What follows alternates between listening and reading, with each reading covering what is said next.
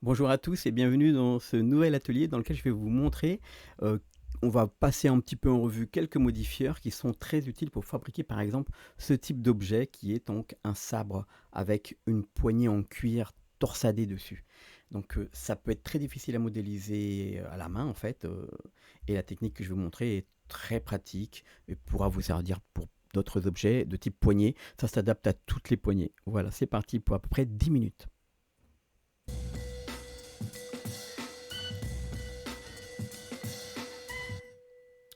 Alors c'est parti, donc je vais changer ici par un nouveau fichier et je vais sauvegarder celui-ci. Donc là je vais vous montrer par exemple sur un objet d'une forme différente, par exemple une poignée comme ça qui sera en cuir, mais sur une épée carrée par exemple, une poignée carrée. Donc là je vais faire SX, ok la vue de face là. Je fais mon sabre mais vraiment de très, on va dire, très low poly, hein. C'est pour la démonstration. Voilà. Et là, je vais glisser hop, en mode sélection par arrête ici, GG. Je vais glisser ici pour faire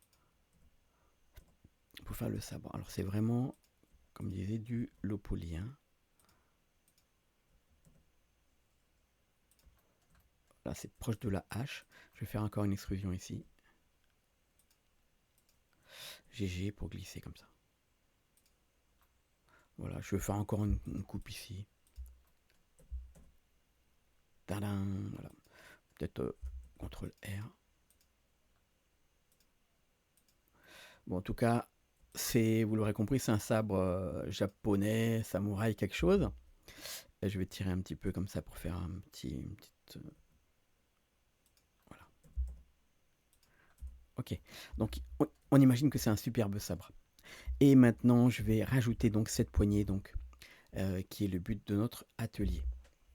Alors, bon, je pourrais ajouter quand même un petit peu de bevel là-dessus. Ah ben non, parce que ça va prendre l'ensemble. Je vais faire un petit bevel ici sur le rebord, ici quand même. CTRL B.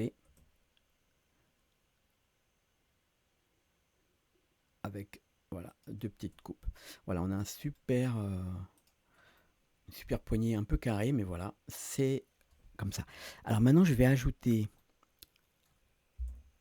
Alors je fais un R90, R180, pardon, pour que la lame se trouve vers moi, comme ça je trouve ça plus joli.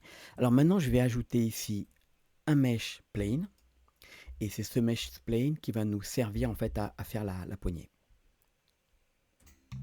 Donc je vais isoler l'objet, et je vais cacher en fait, je vais supprimer ces parties-là. X, supprimer les edges. Donc je vais garder juste cet edge là. En vue de face, je fais R90. Et vous voyez que je suis en mode édition ici.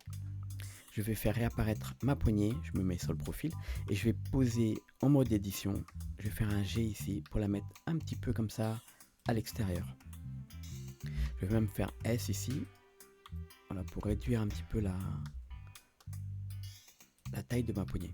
Donc je la mets comme ça, juste en dessous, pour commencer la torsion en bas. Et je vais ajouter un modifieur, et bien screw.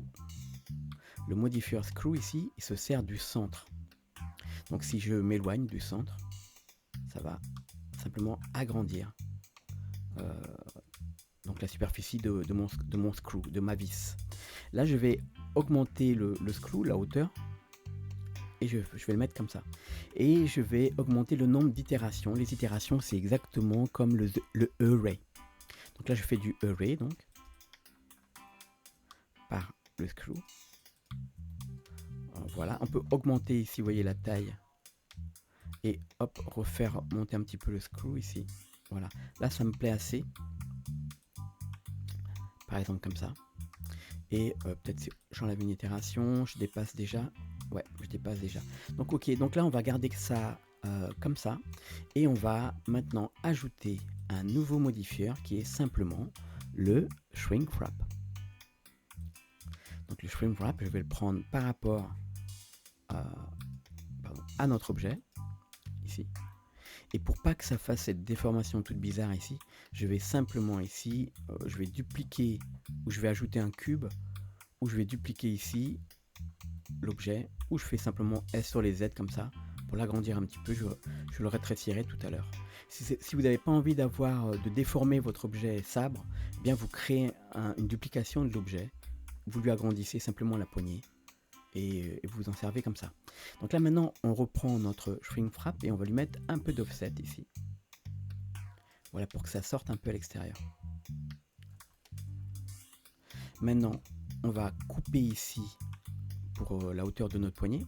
Donc pour ça, on va dans édition, on va sélectionner l'ensemble, mais il faut d'abord appliquer ici le screw. Donc je vais appliquer, il faut l'appliquer en mode objet. Donc j'applique le screw et je vais revenir en mode édition et je prends l'ensemble ici. Je vais afficher le shrink wrap en mode édition ici, en cliquant sur le petit triangle. Tac. Et maintenant, je vais ajouter, je vais aller dans Mesh, je vais ajouter une coupe bisect, c'est-à-dire ça va prendre un angle droit comme ça.